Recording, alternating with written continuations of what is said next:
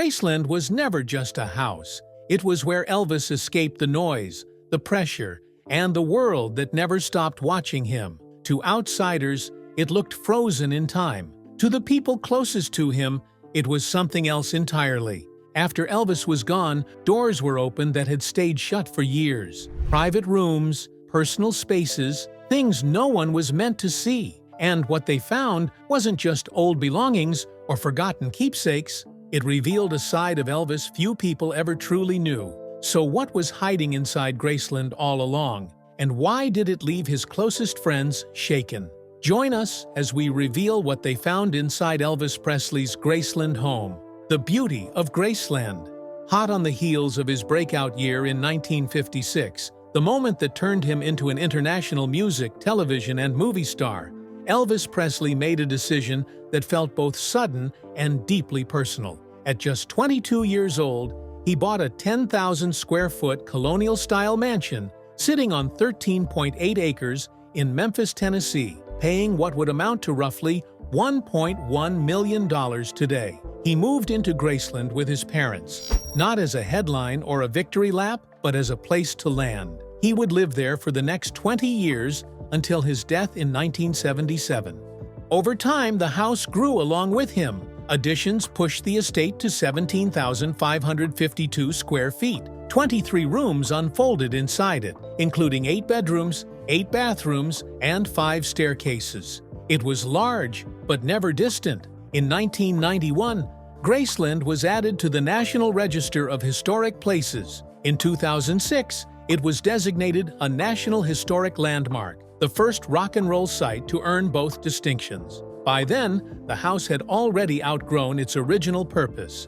Long before Elvis ever set foot there, the land told a quieter story. Graceland sat on what was once 500 acres of farmland owned by the S.E. Toeuf family for generations. In 1939, Ruth Brown Moore and her husband, Dr. Thomas Brown Moore, built the original 10,266-square-foot home and named it Graceland, after Ruth's aunt, Grace Toeuf Ward. Elvis didn't give the house its name, but music was already woven into its walls.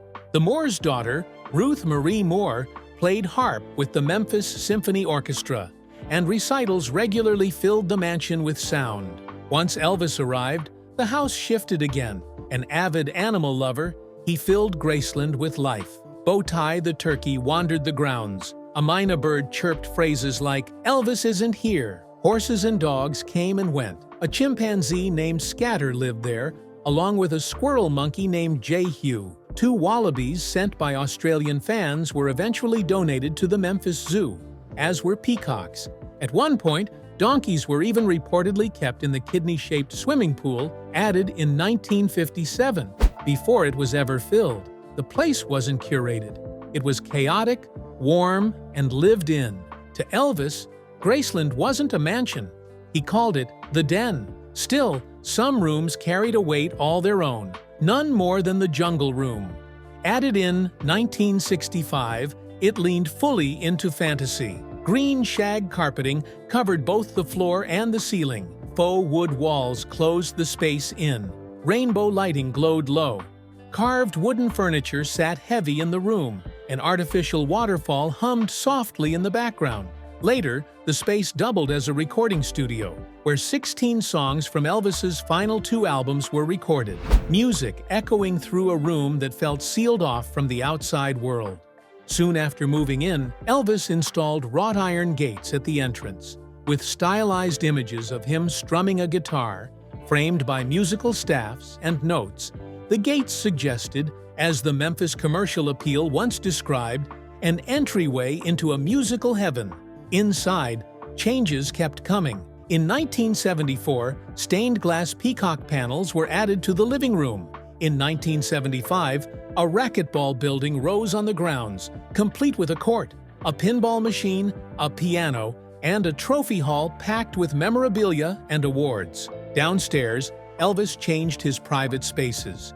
Inspired by President Lyndon Johnson, he mounted 3 television sets side by side in the basement, so he could watch all 3 major networks at once. Nearby, The billiards room was wrapped in more than 350 yards of pleated fabric, draping the walls until the space felt almost enclosed. According to Kevin Kern of Elvis Presley Enterprises, Elvis never lost a game on that table. Everyone knew why. This was one place he always had to win. The kitchen told another story entirely.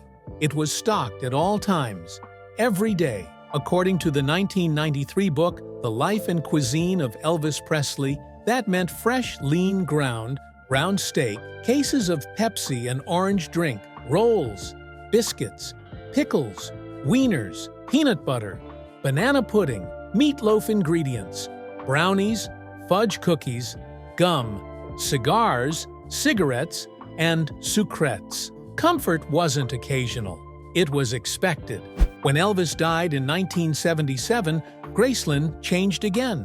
His funeral was held there, one day after a public viewing in the foyer that drew an estimated 25,000 mourners. He was first buried beside his mother, Gladys, in a nearby mausoleum. After thieves attempted to steal his body, their remains were moved to Graceland's meditation garden. Elvis now rests there alongside his parents, his grandmother, his daughter, and his grandson.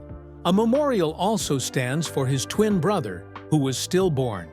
Court documents later showed that Priscilla Presley will one day be buried near her former husband at Graceland. After Vernon Presley's death, Priscilla was appointed co-executor and co-trustee of the estate. Faced with the financial strain of maintaining the property, she made a choice that reshaped Graceland's future and opened it to the public in 1982.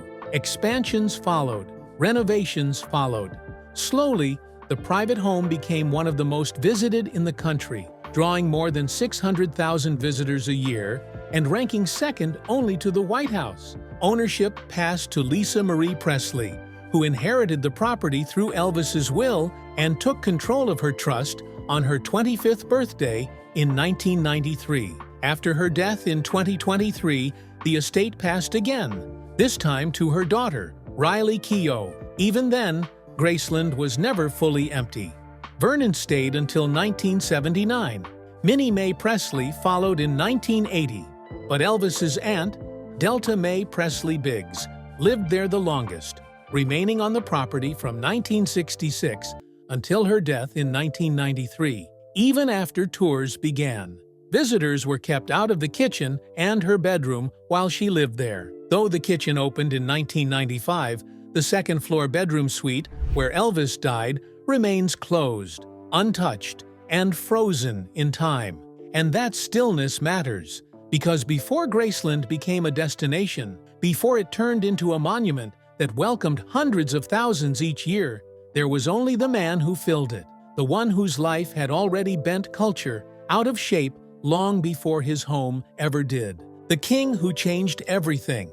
Elvis Presley altered the course of music history in ways that still feel slightly unreal, especially when you remember one quiet detail. He never performed outside the United States or Canada. No world tours, no overseas stadiums. And yet his voice, his image, and his shadow traveled everywhere. Along the way, he starred in 31 films, served in the U.S. Army after fame had already found him, and even bought a presidential yacht. The contradictions were always there, sitting right under the surface. Elvis Aaron Presley was born on January 8, 1935, in a two-room house in East Tupelo, Mississippi. He arrived about 35 minutes after his identical twin brother, Jesse Garon, who was stillborn. The next day, Jesse was buried in an unmarked grave in nearby Priceville Cemetery. Elvis spoke about his twin throughout his life, carrying that absence quietly with him.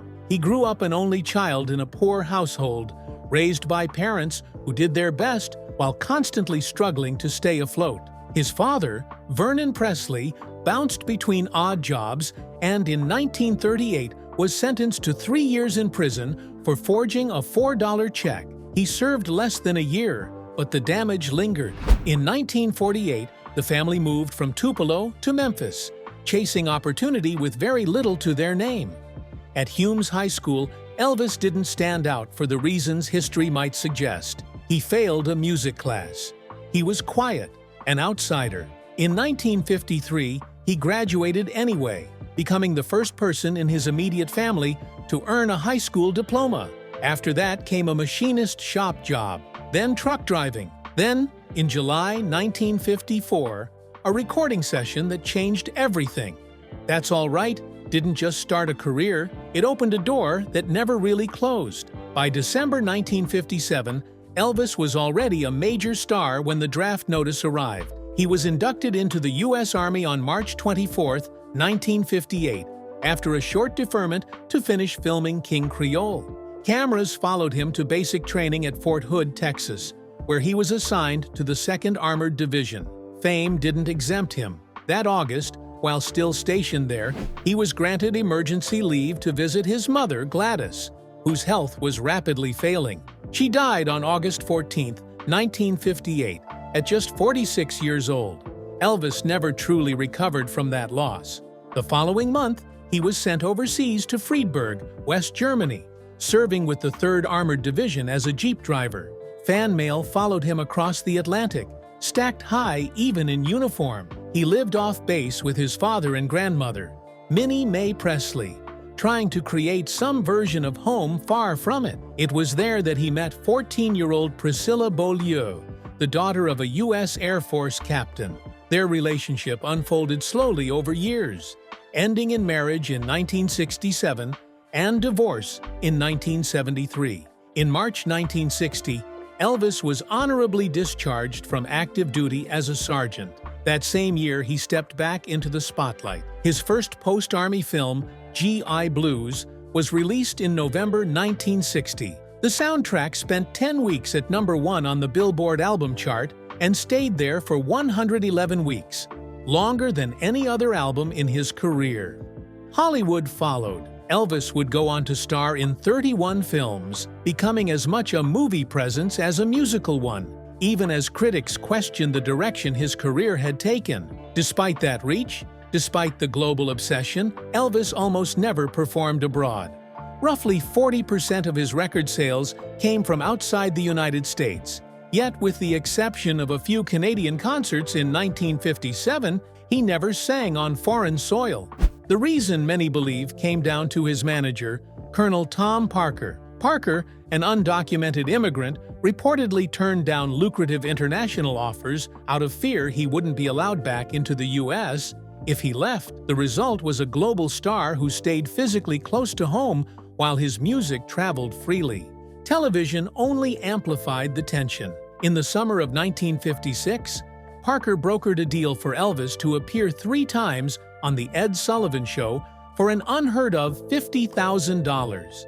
Sullivan had previously refused to book him, uneasy about the hip-swiveling performances and what they might signal to American families. That changed after rival host Steve Allen featured Elvis and beat Sullivan in the ratings. On September 9, 1956, Elvis appeared on Sullivan's show for the first time. 60 million people watched, more than 80% of the viewing audience. Sullivan himself was absent, recovering from injuries sustained in a car accident, but the moment landed anyway. By the second appearance, outrage followed the applause. In Nashville and St. Louis, crowds burned and hanged Elvis in effigy, convinced his performances threatened public morality and the nation's youth. When he returned to the show in January 1957, network censors insisted he be filmed from the waist up. Even then, the reaction was impossible to contain.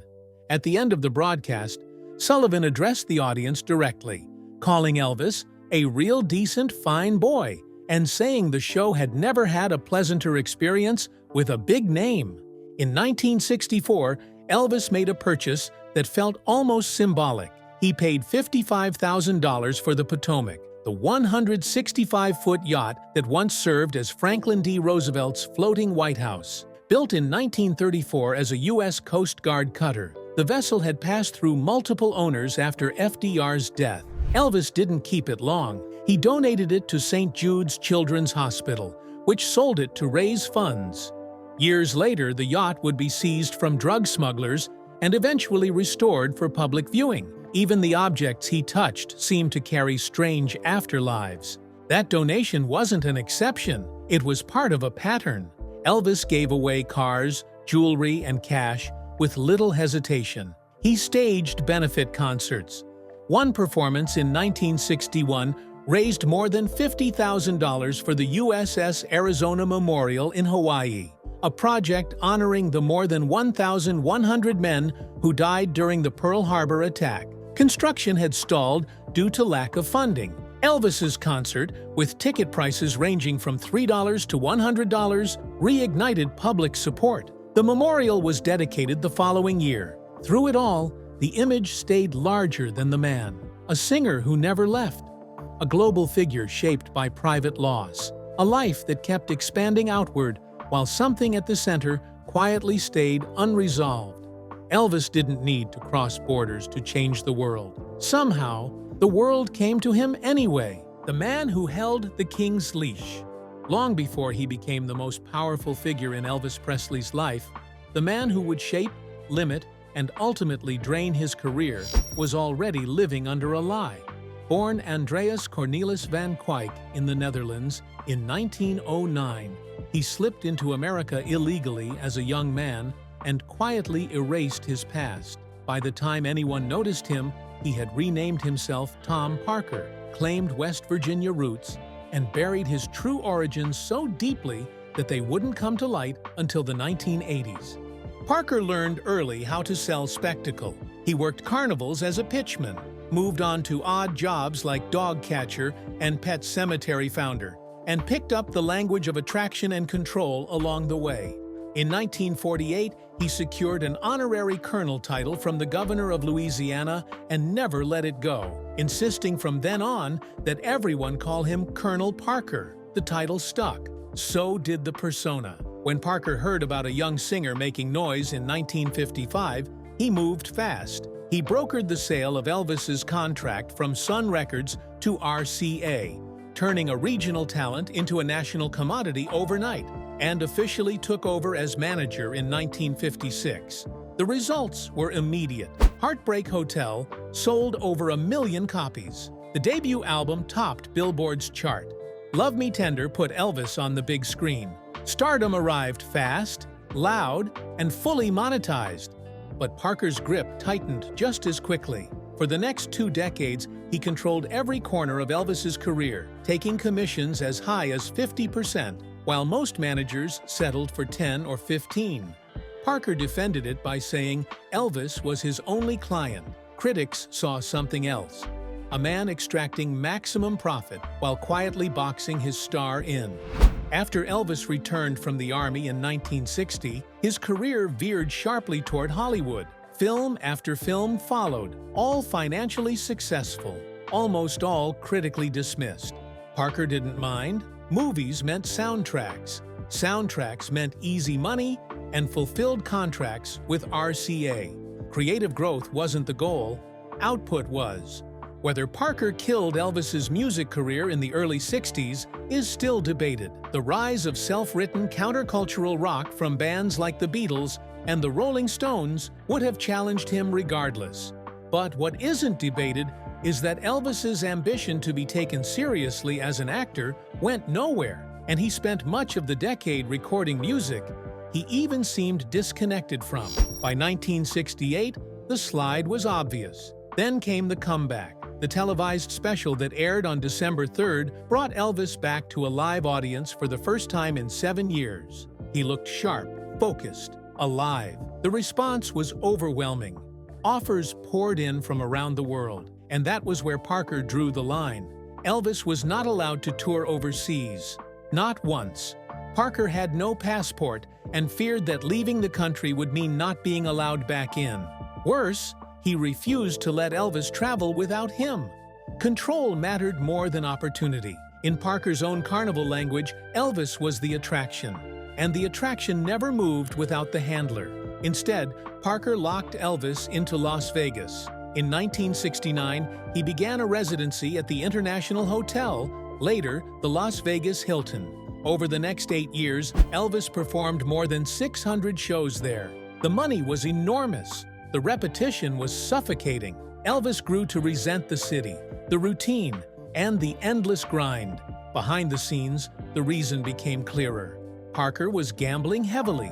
By 1977, his debts at the Hilton alone had ballooned to $30 million.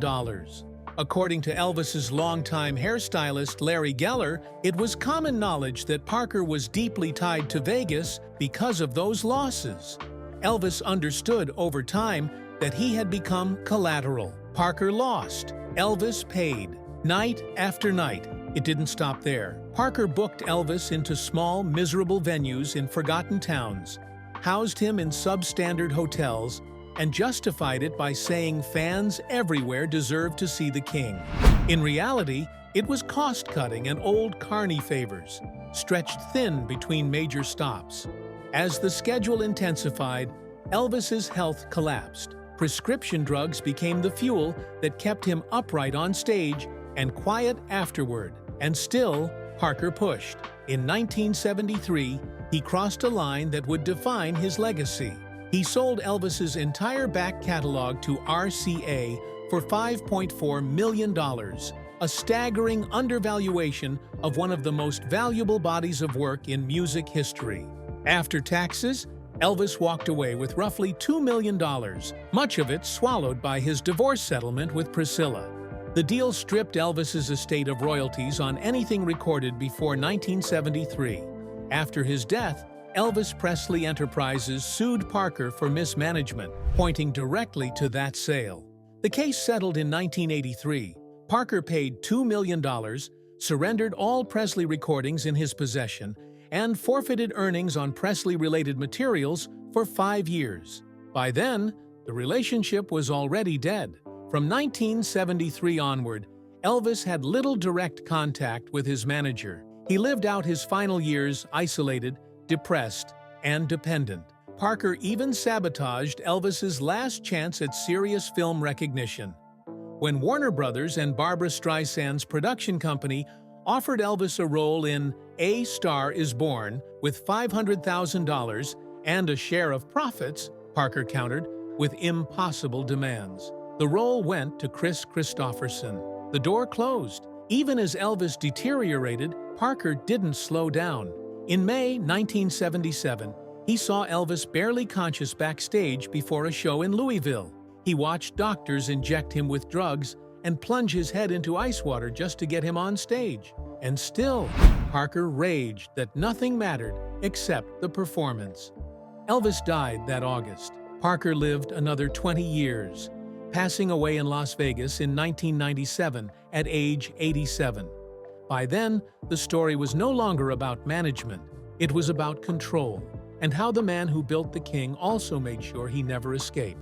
Loving Elvis was never simple. The world crowned Elvis Presley the king of rock and roll, but behind the stage lights and screaming crowds was a man whose love life was anything but steady.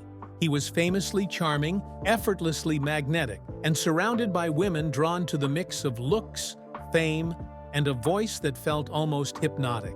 Even years after his peak, the pull didn't fade, and despite age gaps, long separations, and persistent rumors of infidelity, many of the women who loved him still spoke about him with warmth, not bitterness. That contrast alone tells you how complicated loving Elvis could be. Elvis met his first and only wife while serving in the military in Germany in 1959. He was 24, she was 14. At the time, they were framed as a glamorous storybook couple. In the years after his death, that narrative cracked. Priscilla Presley became known by a label that followed her for decades, the Child Bride. In her memoir, Elvis and Me, she maintained that they did not have sexual relations until they were married. When she was 21, they wed in 1967 and welcomed their daughter, Lisa Marie Presley, the following year. Motherhood changed the marriage. Priscilla later wrote that their sex life essentially ended after Lisa Marie's birth, saying Elvis told her he could not sleep with a woman who had a child. By 1972, they were separated. The divorce was finalized in 1973. What remained afterward was a relationship defined more by history than intimacy. Around the same time, another woman hovered uncomfortably close. Elvis's chemistry with his Viva Las Vegas co-star, Anne Margaret, was visible enough to spark rumors that never really went away. In her own memoir, Priscilla admitted Anne Margaret was the woman she feared most before the wedding. Elvis denied anything inappropriate, but Priscilla said she knew better. Anne Margaret later wrote that Elvis sent her a guitar-shaped floral arrangement every time she performed in Las Vegas. She described quiet moments together, driving to a hill overlooking the city, sitting and talking. Nothing explosive, just closeness. There was even talk of a secret engagement. Whatever it was, it never fully crossed into permanence. They stayed friends. Anne Margaret attended his funeral. Other relationships were shorter, messier, and easier to dismiss. His brief involvement with Natalie Wood was widely labeled a publicity stunt. Natalie didn't see it that way. According to her sister, Lana Wood, the relationship was serious. Elvis even flew Natalie to Memphis to meet his family. That visit reportedly ended badly after Natalie clashed with Gladys Presley, whom she viewed as jealous and controlling. The relationship didn't survive the tension. Then there was Anita Wood, whom Elvis met in 1957. They stayed together for years. She was close to his family. She gave up work because Elvis wanted her in Memphis. He asked her to wait for him while he served in Germany. When he returned, he admitted he was torn between her and Priscilla. In the end, Anita was the one he let go. After his marriage ended, Elvis entered what many consider the most stable relationship of his life outside Priscilla. Linda Thompson, a former beauty queen, met him when she was 22. They were together for over 4 years. In interviews, she described him as deeply generous, emotionally warm, respectful, and loyal in ways that surprised people. She stayed by his side through hospital stays and health scares, even requesting a bed next to his during one admission so she could help him recover. But affection couldn't fix everything. Linda later said Elvis didn't believe he was addicted to drugs because everything he took was prescribed. Over time, she realized the pattern wasn't changing. The cheating continued. The pills kept coming back. After 4.5 years, she walked away. It was the point where love met a limit. Elvis's final relationship was also his darkest. He fell in love with Ginger Alden, a former beauty queen in her early 20s, while he was in his early 40s. They lived together at Graceland. They were engaged. In her memoir, Elvis and Ginger, Alden described a relationship marked by fear as much as devotion.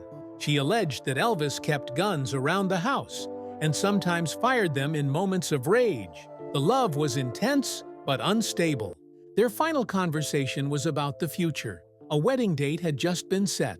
Elvis talked about wanting more children. He told her he felt ready to return to the stage, the place where he felt most alive. Hours later, in August 1977, Ginger found him collapsed in his bathroom. He was 42 years old. Elvis loved often. He loved intensely, but his relationships were shaped by imbalance, control, devotion, and distance, all colliding under the weight of fame. For the women who loved him, the story wasn't clean or easy. It never was. And that may be the most honest thing about it. What they found in Elvis Presley's Graceland. Home will shock you. Graceland is often described as a living museum, a carefully preserved monument to the king of rock and roll. Every room feels studied. Every object feels intentional. And yet, even the person with the most access to its most private corners missed something hiding in plain sight. Not because it was locked away, not because it was hidden behind a wall, but because no one thought to look there. That person was Angie Marchese, Graceland's Vice President of Archives and Exhibits. For years, she has been responsible for maintaining Elvis Presley's private upstairs quarters, his bedroom, his office, his dressing area, his bathroom, even Lisa Marie Presley's room. These spaces are kept untouched, preserved down to the smallest detail. And still, there was one personal item no one noticed. One item that revealed a side of Elvis that felt unexpectedly human. Marchese explained that the discovery came years after a seemingly ordinary moment. During the premiere of the Elvis film, a private party was held at the mansion. It wasn't formal. It felt more like a backyard gathering. The cast was there. Friends were there. At one point, Austin Butler, who portrayed Elvis, approached Marchese and told her that Lisa needed her. Marchese retrieved the key to the upstairs. Lisa asked for it quietly. No explanation. She then took Austin upstairs, along with her daughter, Riley Keough. They stayed there for a while. When they returned, the key was handed back. No questions, no discussion. The night moved on. It wasn't until later, after Lisa's death, that the moment came back into focus. Marchese was watching an interview with Austin, where he spoke about that night. He revealed that Lisa had taken him into Elvis's private sanctuary. They sat on the bed, and then Lisa reached underneath it and pulled something out, a pair of slippers. Marchese stopped cold. Maintaining the upstairs was part of her routine. She was there often. She checked everything, cleaned the sinks, cleaned the toilets, made sure nothing had shifted or degraded. But the bed was low. The carpet was thick and fragile. The comforter brushed the floor. They didn't vacuum. They didn't lift it. No one ever looked underneath. There had never been a reason to. A month or two later, while pulling items for an exhibit in London, Marchese found herself sitting on the floor upstairs. Almost absent-mindedly, she lifted the bedspread, and there they were. A pair of blue slippers, still exactly where Lisa had known they would be. The realization hit hard. Lisa had known they were there all along. She hadn't told anyone. She didn't need to. For her, it was comfort. The placement made it easy to imagine Elvis rolling out of bed, his feet finding those slippers without thought. It wasn't dramatic. It wasn't grand. It was intimate, ordinary, human. That intimacy extends beyond the slippers.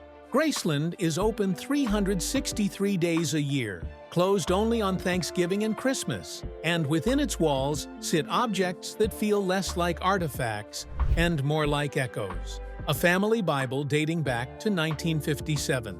A golf cart key with Lisa Marie's name on it from her childhood. When Oprah Winfrey toured the space with Riley, the stories slipped out easily. Oprah joked that Lisa had been a little terror. Riley laughed and confirmed that she had crashed more than a few golf carts. Then came the black box. Worn, unassuming, almost easy to overlook. Riley explained that it had been Elvis's version of a purse. He traveled with it everywhere. Inside were his most personal possessions. Nothing staged, nothing rearranged, nothing touched. They opened it slowly. An American Express card expired in 1972. Oprah held it up, stunned, reading his name out loud like it still carried weight. A simple comb followed, the same kind Elvis had been photographed using countless times. Oprah held it up to the light and wondered aloud if there were hairs still trapped inside. Riley joked that they could probably sell them for a lot. Oprah didn't disagree, but that wasn't the point. These weren't treasures because of their value. They mattered because they were mundane. Slippers under a bed, a comb in a box, a credit card long expired, the kind of things that don't belong in legends, yet somehow survive them. And that's what makes the discovery unsettling. Graceland isn't just a shrine to fame. It's a place where traces of a man still linger, quietly, stubbornly, in corners no one thought to check. Do you think there are other items in Graceland waiting to be discovered? Share your thoughts with us in the comments below. Don't forget to like, share, and subscribe. Also, click the next video shown on your screen. You will enjoy it.